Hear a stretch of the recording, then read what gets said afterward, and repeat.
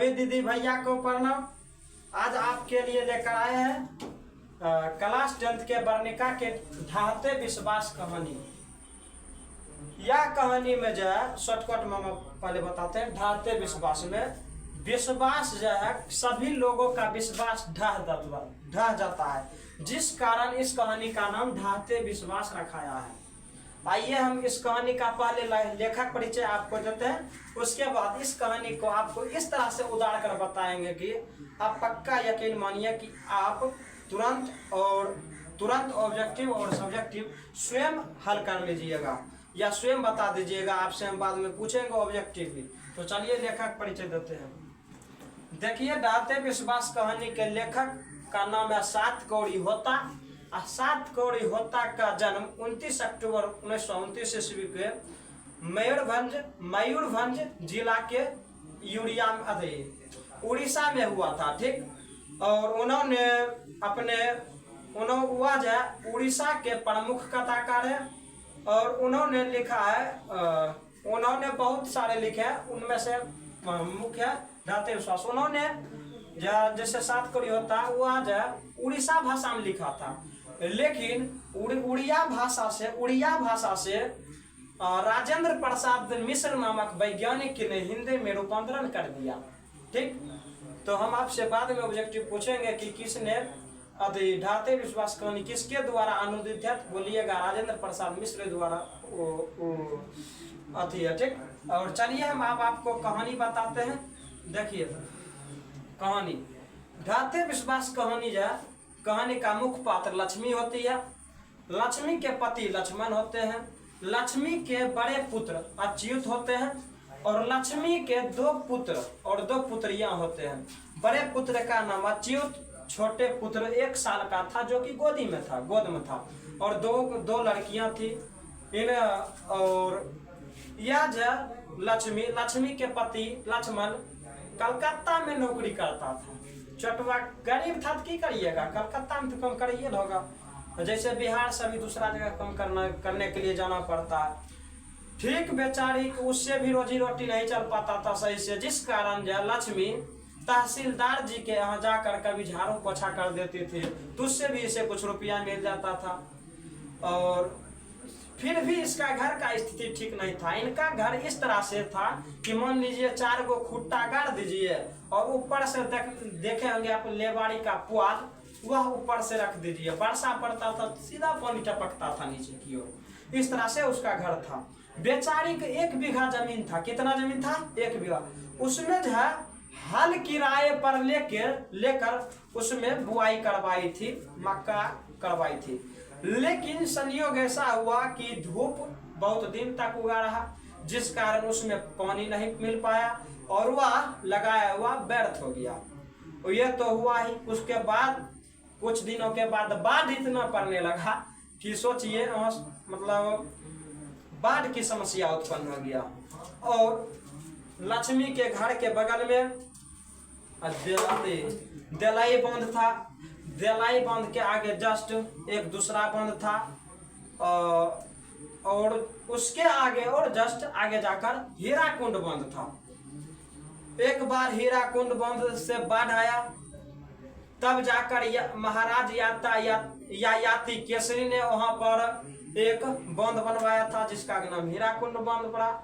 और हीराकुंड बांध बनने में बेचारी लक्ष्मी के ससुर जी काम कर रहे थे। चट्टा भरा उतना बड़ा पत्थर उठबे नहीं किया, आई उठा लिया, बस ओकरे तर दब के मार दिया। खेत लक्ष्मी के ससुर जी। ठीक, और उसके बाद लक्ष्मी के घर जो था देलाई बांध के निकट था। हुआ कि इसके गांव में बाढ़ आने लगा। बाढ़ से बचने के लिए उन्होंने इनके लक्ष्मी के पड़ोसी में आता था गुणनिधि, जो कि बहुत ही पढ़ा लिखा था और यह कटक से लौट कर आया था बाढ़ से बचाने के लिए। सभी को याद किया था। तो इन्होंने स्वयं सेवक दल का गठन किया। स्वयं सेवक दल का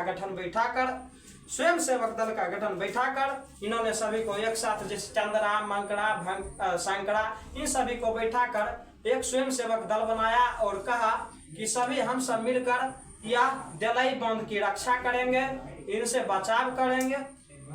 तब और सरपंच साहब ने कहा गुणनिधि से कि गुणनिधि जब बाढ़ वाला पानी बहुत ज्यादा बढ़ने लगेगा तो तुम मुझे बोलना, मेरा बोलने आना। तो अचानक पानी इतना बढ़ने लगा कि अब नहीं रोक पाएंगे पानी को। हकीकत बात, पानी नहीं रुका, पानी गांव की ओर घुस गया। चोट्टा के गांव में पानी घुसने लगा। इससे पहले गुणनिधि ने दौड़कर सरपंच को बोल दिया कि सरपंच साहब अब गांव में बाढ़ आने वाला है। तो बोलने के बाद गुणनिधि को कहा कि जाओ पूरा गांव में हल्ला कर दो कि गांव में बाढ़ आ गया। तो गुणनिधि बेचारा सगर हल्ला कर दिया। तो सभी गांव के हर एक लोग टीले के नीचे उड़ गया। मतलब मानिए स्कूल था, स्कूल के ऊपर एक टीला के नीचे था ठीक, जहां पर सभी लोग भाग गया। बेचारी अच्युत के माँ लक्ष्मी ये सोच रही थी कि मेरे बेटवा आएगा तब न हम भागेंगे। और ये अपन बेटिया के दोनों को कह दी कि जो तो दोनों जाओ, तुम दोनों टीले के ऊपर जाकर तुम खड़े रहना ठीक। तो वो दोनों चल गई और इनका अच्युत उधर से आया नहीं, वो भी भाग गया होगा, नहीं आया। और इनका लक्ष्मी का छोटा बेटा जो 1 साल का था वह उसे यह नीचा में रखकर गुहाल में चल गई गाय बकरी को खोलने के लिए। उधर से आई तो भाग नहीं पा रही थी क्योंकि बाढ़ का इतना बढ़ने लगा कि गोद फिसलने लगा। कुछ दूर आगे बढ़ा, 10-15 डेग आगे बढ़ा कि पानी तुरंत यहाँ छू लिया। तब आगे में देखा कि एक बरगद का पेड़ था। इन्होंने अपना आंचल को फेंक कर उनके ठल्ली में लटका लिए और लटकाने के बाद यह बेहोश हो गई, जिस कारण लक्ष्मी का छोटा पुत्र जो 1 साल का था वह छूट गया इसके हाथ से। वह भसिया कर कहीं डेट कर गया। और यह बेहोश होने के बाद कुछ देर के बाद इसे होश आया तो अचानक यह कहती है मेरा बेटवा कहाँ गया। डायरेक्ट कहता है मेरा बेटवा कहाँ गया। तब देखा कि एक मरा हुआ मृतक, एक मरा हुआ बच्चा भांसा हुआ आ रहा था पानी में। तो इसको लगा, लक्ष्मी को लगा कि यह बेटा लगता है मेरा ही है, लेकिन इसका बेटा नहीं था, वह बालक मरा हुआ था। तब इन्होंने लक्ष्मी ने तुरंत उसे पकड़ा, फिर भी उसे दूध पिलाने लगी ठीक, लेकिन वह दुर्भाग्य की बात है कि वह मरा हुआ था। और टीले के नीचे था, टीले के बगल में मां मुंडेश्वरी और भगवान शिव का मंदिर था। आइए यह कहानी खत्म हुआ। आइए हम अब आपसे ऑब्जेक्टिव टेस्ट लगाते हैं। हम आपसे ऑब्जेक्टिव क्वेश्चन करते हैं, देखते हैं कि आप कितना बोल पाइएगा। जब हम यह कहानी अभी बता रहे थे तो यह सुन रहा था।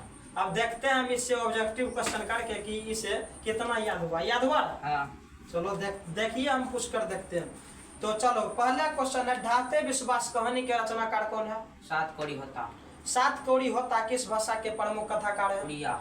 7 कौड़ी होता का जन्म कब हुआ? 19 अक्टूबर 1929 को।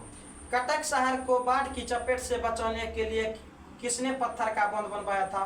गुणनिधि। नहीं, महाराज ययाति केसरी। थोड़ा जोर से बोलना ठीक। ढाते विश्वास शीर्षक पाठ में किस बांध के टूटने की बात दलई बांध। क्वेश्चन तो नहीं उतना याद हो गया तो उतना स्पीड बोलेगा तो नहीं होगा, थोड़ा बोलने दर करो क्वेश्चन को। बारी बारी से गांव के लड़के किसकी निगरानी कर रहे थे? दलई बांध की। लक्ष्मी अपनी दोनों लड़कियों और छोटे बेटे को सुलाकर कहाँ गई? गुहाल में। थोड़ा और जोर से बोलना। हल किराए पर लेकर बीघे भर जमीन में खेती कौन करवाई? लक्ष्मी। घर पर 2 लड़कियों और साल भर के लड़कों को लेकर कौन अकेली है? लक्ष्मी। लक्ष्मी के बड़े पुत्र का क्या नाम है? अच्युत। अच्युत किसकी निगरानी कर रहे थे? यह अलग से क्वेश्चन था, लेकिन बता दिया तो बहुत अच्छा किया। और इसे लगता है या कुछ जन कहानी समझ आया है, कुछ की मुझे लगता है या बहुत समझा था, मैं अलग से भी बता रहा। कौन हल्ला कर बाढ़ के से सबको सचेत कर रहे थे? शंकर, मकड़ा, चंद्रा, गुणनिधि, अच्युत। लक्ष्मी के पति का क्या नाम है? लक्ष्मण। 7 कौड़ी होता कथाकार है कहाँ के? उड़ीसा के। ढाते विश्वास कहानी का प्रमुख पात्र कौन है? लक्ष्मी। बाढ़ की समस्या व्यास कहानी के केंद्र में? ढाते विश्वास।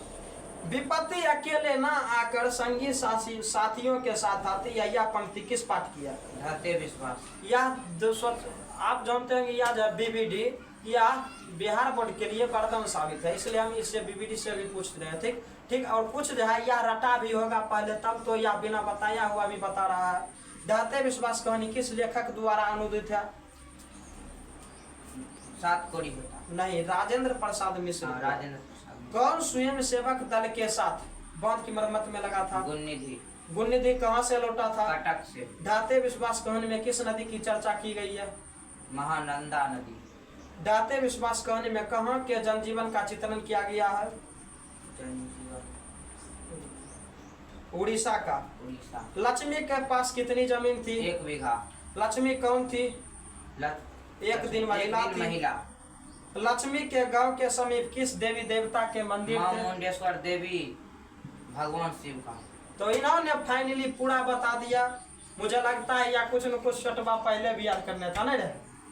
तो चलिए मिलते हैं आपको नए वीडियो में, और तब तक के लिए जय हिंद। मुझे उम्मीद है कि आपको यह वीडियो बहुत ही अच्छा लगा होगा, और हमेशा यहाँ पर इजली क्लासेस में कंटेंट आपको बहुत ही बेहतर मिलेगा। आप लगे रहिए, भिड़े रहिए और जुड़े रहिए इजली क्लासेस का साथ। तब तक के लिए मिलते हैं नेक्स्ट वीडियो में। तब तक के लिए जय हिंद, जय भारत, जय मूल्यवासी।